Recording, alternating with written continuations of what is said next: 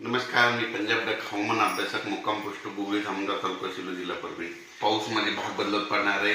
जळगाव जिल्ह्यात भाग बदलत पडणार आहे, नाशिक जिल्ह्यात भाग बदलत पडणार आहे, बुलढाणा जिल्ह्यात भाग बदलत पडणार आहे, अकोल्याकडे तसंच पडणार आहे, अमरावतीकडे तसंच पडणार आहे, वाशिमकडे पडणार आहे, हिंगोलीकडे, नांदेडकडे, त्याच्यानंतर यवतमाळकडे देखील भाग बदलत पडणार आहे.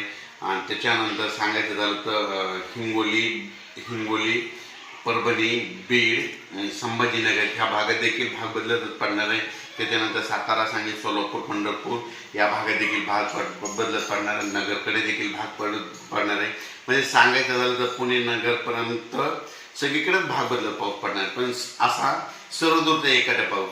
पण सर्व शेतकऱ्याला सांगू इच्छितो की राज्यामध्ये म्हणजे आता हे 15 जूनपासून ते 22 जूनच्या दरम्यान राज्यामध्ये म्हणजे बीड जिल्ह्यामध्ये चांगला जास्त पाऊस पडणार आहे. त्याच्यानंतर जालना जिल्ह्यात एक जोरात पाऊस पडणार आहे.